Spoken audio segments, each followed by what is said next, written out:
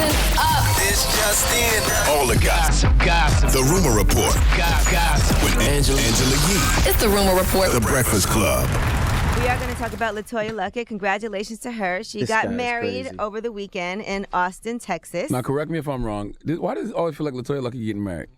She was engaged before, never got married. Engaged, okay. And now she is married. Who she's engaged to? Slim Thug? His name is Tamacus Walker. Yeah, the pictures look good, too. She looks good. She looks happy. Yeah, Michelle Williams was there. Latavia Robertson, her old bandmates from Destiny's Child, and Ludacris's wife was one of the matrons of honors, Eudoxie. Oh, nice. Tank sang At Last while they had their first dance. So congratulations. Who she was engaged to?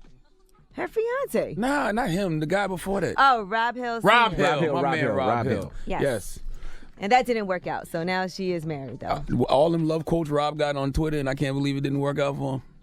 Well, if you know so much about everybody else's relationship, then yours should work out. Salute to my guy Rob, though. That's not true. If it didn't, it's very important to know when it's not going to work out. Maybe that's why he didn't proceed, because he knew it wasn't going to work out. Right. It's a very inaccurate meme on Instagram, too. It's like a jug of water, and it shows like your hydration level. And they got LeToya too high up on that list. Okay, they got her up there with Farrah and the other people from Destiny's Child who didn't work out. LeToya had a good career.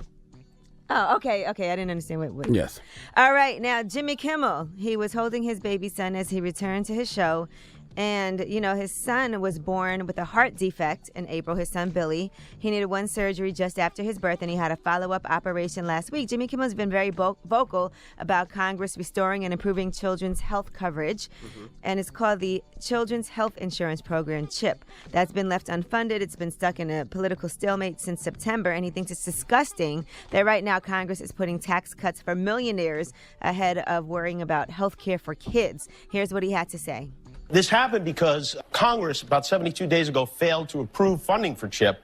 Since the first time since it was created 2 decades ago, this is literally a life and death program for American kids. It's always had bipartisan support, but this year they let the money for it expire while they work on getting tax cuts for their millionaire and billionaire donors. And about 2 million CHIP kids have serious chronic conditions. I don't know about you. I've had enough of this. I don't know what could be more disgusting than putting a tax cut that mostly goes to rich people ahead of the lives of children. And he's very right. Imagine not having health care for your child. No, and it's very they expensive. Have some type of chronic illness and have to get surgery. That is so ridiculously expensive. A lot of people can't afford to pay for that. You don't even need chronic. It could be like a staph infection. When my daughter had the staph infection, if we didn't have health insurance, that bill came in at $48,000 for her staying in the hospital for 3-4 days. Damn. That's just ridiculous. And thank God we had health insurance. But yeah, that gets expensive for people. What about the people who don't? Yeah, they can set up a GoFundMe link. That's what they're trying to push people to do. They're trying to push everybody to have to set up GoFundMe links when they're in dire situations like this. All right, now Beyonce, her team has had to put a stop to a brewery in Brooklyn that was using her name. I guess they were trying to use it's called a Beeryance. So they made it if you have Revolt TV, you can see what the cans look like. Oh, they wild. It's one thing to name a drink after somebody. They got the logo on the can and all kind of stuff. That little accent after the CE. And it's in pink. Yeah, Katarina Martinez said she was inspired because she missed a Beyonce concert, even though she purchased tickets. So after that, she's a huge Beyonce fan, so she made these Beeryances.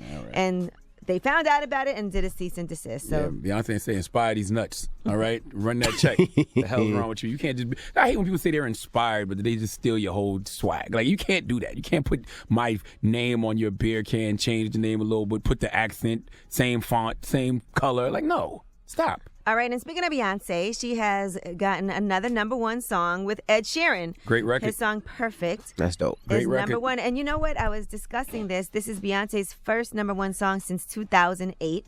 And it's her 6th #1 song, by the way. But it's the first one since 2008. And that's when Single Ladies was #1. I think Beyonce's done a good job of being able to sell bodies of work. Like, people, when she drops an album, people go out there and grab the whole thing. Right. As opposed to gravitating towards one single. Hey, you now love me some Beyonce. All right, well, I'm Angela Yee, and that is your Rumor Report. The Breakfast Club. Every weekday morning. Tune in.